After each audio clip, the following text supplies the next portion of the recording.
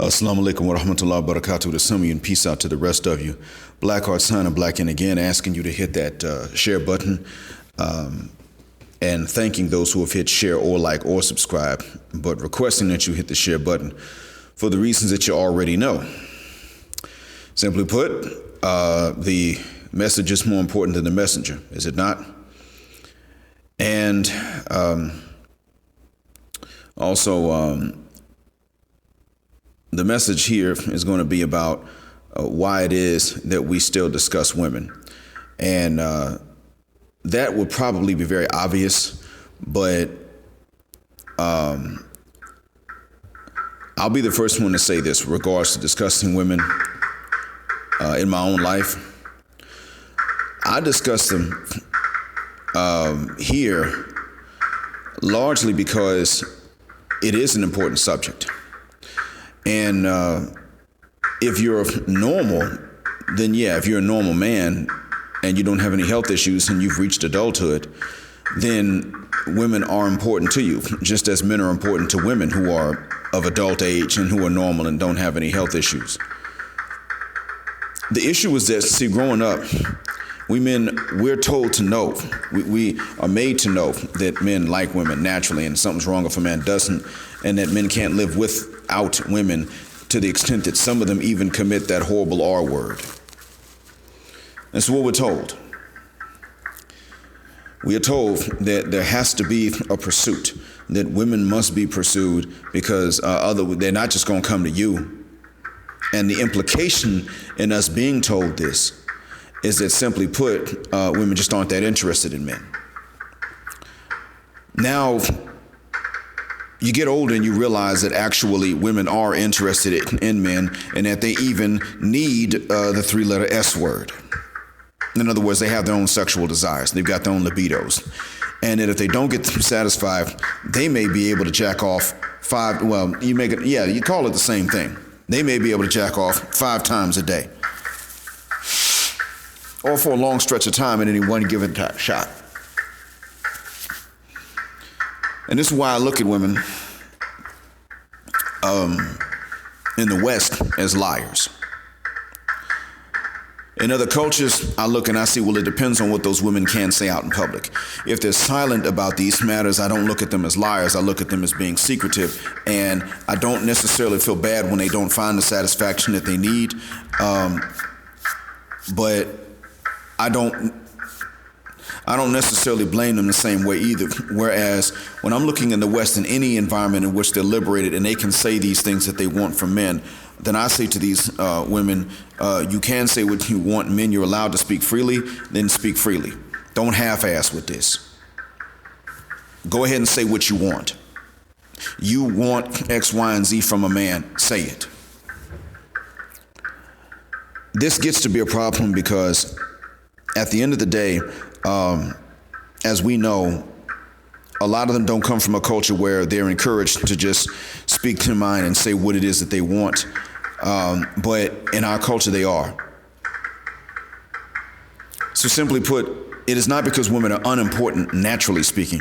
It is because women are important, but the way that they have behaved after this so-called liberation has forced us to make them less important. And the reason that there are MRAs and the reason there is a manosphere is because we men have found how easy it is to do that. Even though it's artificial and it's not natural, it is still easier than we suspected and expected. I mean, it is to the point that women could change the environment to such that men nowadays in their 20s produce about as much testosterone as men in previous generations produced in their 60s and 70s. Elderly men used to produce the amounts of testosterone that men in their 20s nowadays produce. This is an adaptation to the environment. And what changed the environment and how did it change? This is what we need to know. Well, if we know how it changed, who changed it? Did men change it to this extent? Not as much, no. We pretty much came up understanding that male sexuality was demonic. That's how we were made to understand it. Now, many women are upset because male sexuality, which was demonized, is on the decline. But you still got a few F-boys. Now, they'll give you what you want. But then again, you'll take it anyway. And it's even worse because now what you have is many men who will look and they will say, well, wait a minute. If they'll take this from the F-boys, they're going to take this from me too. That's all I'm going to give them. Now that I know that she'll take this from the F-boy, I'm not giving her anything else. I don't have to. So you let him hit for free. Okay, well, if I don't hit for free, then we don't have anything to talk about. Don't ask me for nothing in exchange. He got them draws for free. I'm hitting on the strength of nothing. And this is a very okay thing for men to say, because nowadays sexuality is not as private a matter as it used to be anyway. It's talked about not only more openly in a general sense, but even in an individual sense. In other words, women are bragging about what they do at this point. You got women who will brag and say, I'm going to let this guy take me out to dinner. And I'm going to try to get home early because I'm going to call this other guy to come and dig me out.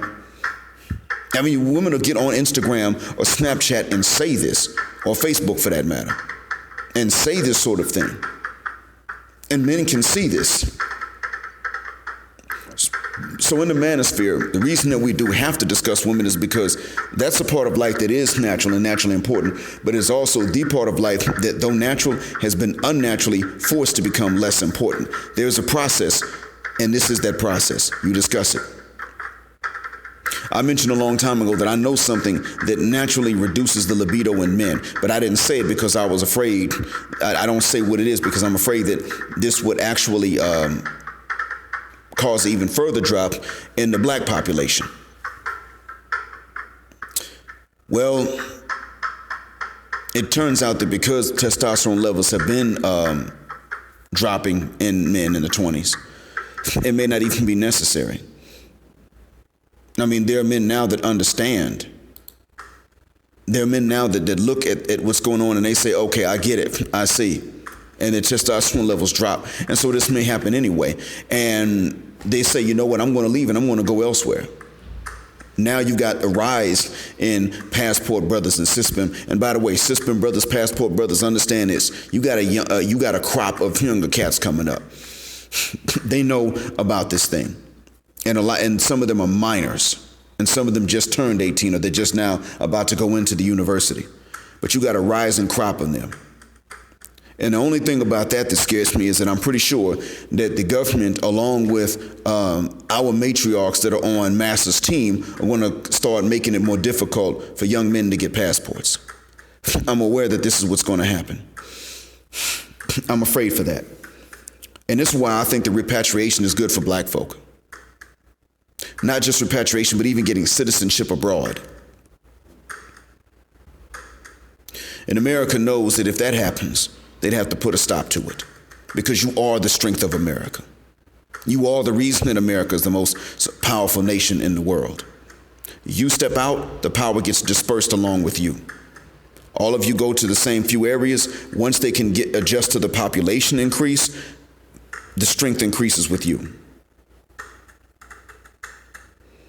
So they know this, they understand this. They get it. What they would start doing is they would start looking at brothers with skills, and they would start saying, okay, you know what? No, you can't get a passport. We need you to stay. But or you can't get a passport and your kids get one. You can have one, but your kids can't. They got to stay. They would do stuff like that. That's who the hell they are. And that's what I want you to realize, that this thing is great. This is a good thing to do, but you got to have a backup plan, maybe to get someone else's passport from another country. Because there's going to come a time when Master's going to look and say, we're not giving passports out for financial reasons. And Sapphire, who's on Master's team, is going to say, that's right. Don't let them niggas go nowhere trying to leave me with all these kids. They're going to start doing that. But then when they have sons and they realize what the options are for their sons, either they're going to have to be loyal to that matriarchy, that goofy matriarchy, that unfair and unjust oppressive matriarchy, and at the expense of their sons, and say, well, this is your lot in life because you're a male, or they're going to have to be loyal to their sons and then go against the rest of the matriarchy. They're not thinking that far ahead. I am. One of my aunts used to be a straight feminist. And then she started to practice medicine, and she said these female doctors don't want to work, and a lot of the nurses don't either. It's the male doctors that are reliable. And she became staunchly against feminism when her sons became fathers, and they did not plan on it. Then she became staunchly against feminism. She is against it. She is tired of it. I got a cousin with 2 sons. She's very feminist now at this point. She got 2 sons. I know what's going to happen. When they get older and they don't have very many options in life, she's either going to have to choose the matriarchy over what's fair to them, or she's going to have to choose what's fair to them over the matriarchy, because the matriarchy and the preferences of the black matriarchy are not going to be fair to her sons. They just aren't. Her sons are too nice, and they're too kind to each other. They're too compassionate. That by itself is enough. That bothers the stew out of her. Not out of her, but that's going to bother the stew out of the matriarchs and the daughters of the matriarchy that are coming up, because they still are on that hybristophilic, atavistic mating tendency. It's still there. And that's why sometimes people want to use the hood as a reason or a justification for this. Well, look at the environment, and they're looking for the genes of the men that would most survive this sort of thing. No, that's not all, because you take middle-class neighborhoods and it's the same thing. You take upper-class black neighborhoods and it's the same thing. That 92 octane still fantasizes about effing only Pookie and Ray Ray. Nobody else. She does not want her brother's friend who's about to go into dental school, or who already knows what he needs to get into dental school before he gets into high school, even if he is a star, I shouldn't say star athlete, but even if he is also athletic. That's not, them two, he has to be a star athlete to compensate for that. Because that in and of itself, the brain, the mind, the intelligence in and of itself is a setback. He can be street smart, but he better not be book smart. Now, if he's book smart and street smart, and he doesn't show that he's book smart, he may have a chance. And we all know this to be the case. The 92 octane coming from 100,000 and over income, raised up like this with vacations and trips to exotic destinations that the whole family took, all of them having plane tickets. That is the same thing with them. Look at Lauren London. It's the exact same thing with Lauren London, Nipsey Hussle's ex. And he was the one listening to motivational tapes and talking about how she said that was boring, or she found it corny. This is why we have to discuss him, because we have to come to a type of consensus, or more than one consensus, at least a menu of options.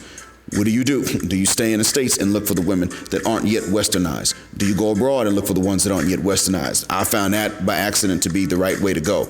But this is what's going on. We have to discuss them, because they are a naturally important part of life. But our own women have decided that they're going to follow Miss Ann and make you suffer if you find them and you treat them like they're important.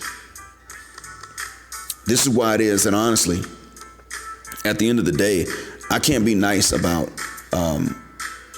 the choices that they've made. This is why, at the end of the day, I can't simply just say, well, it's your choice. I understand that it's their choice, but I can't simply say it's your choice and you've got a right to be happy. No one has a right to be happy when they've made bad choices. That goes for me, that goes for them. And this is why I don't only say, even though I do say this, I don't stop at saying it's your choice, it's okay.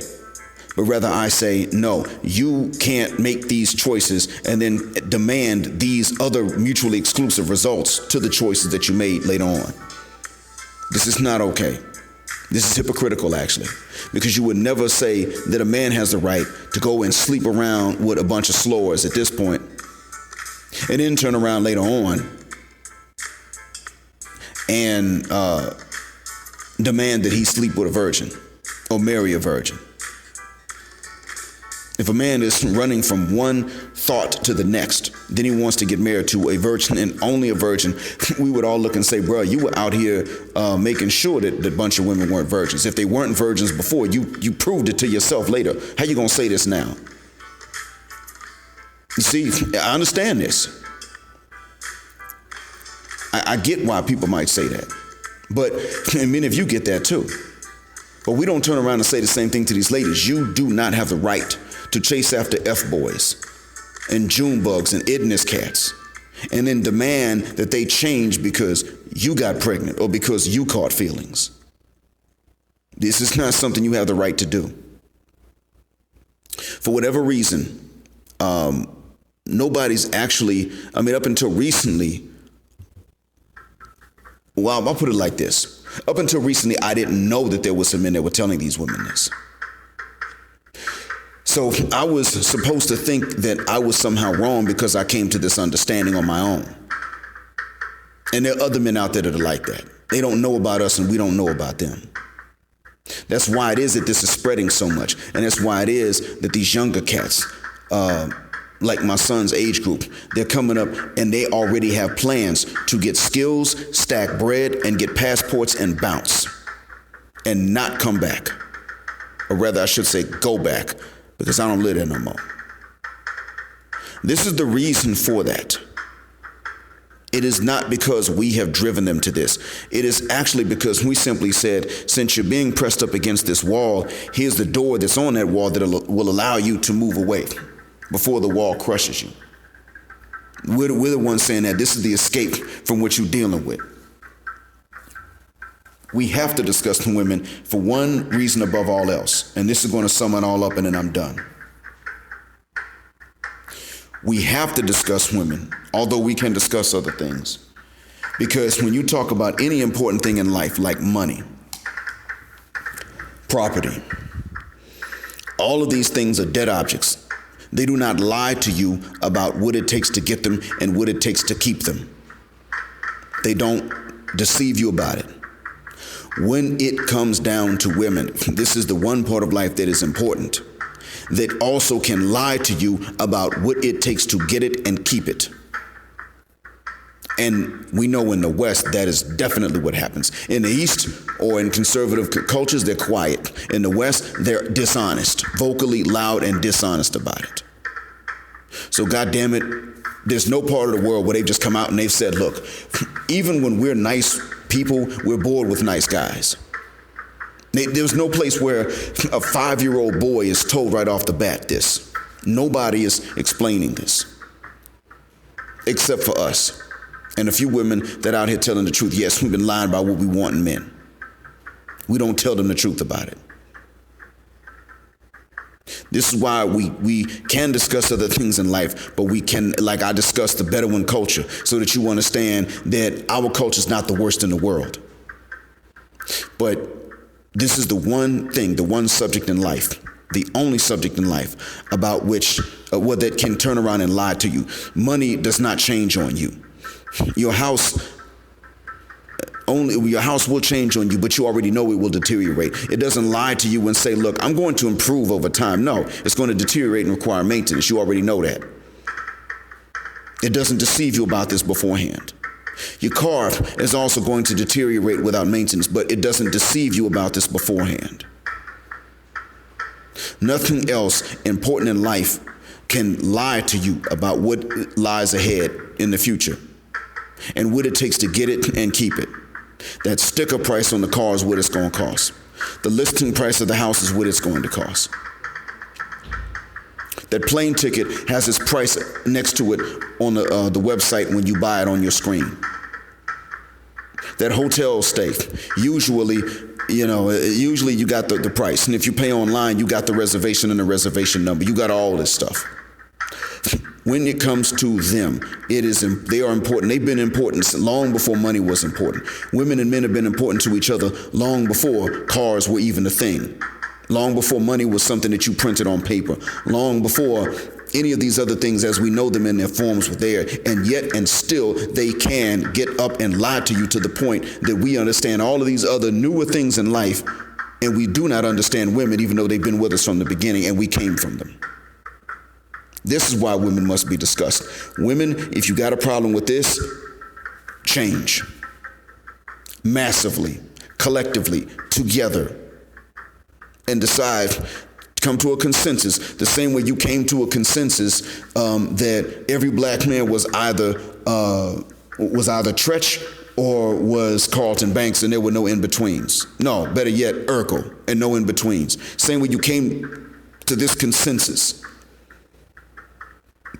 Come to a consensus that you're going to be honest and forthright with even the guys in your family when they are 5 years old about what it is that women want and what these guys are going to have to face. Tell them the truth. Just go ahead and spit it out for them. And don't lie to any man, young or old, about what women want and what they're going to face.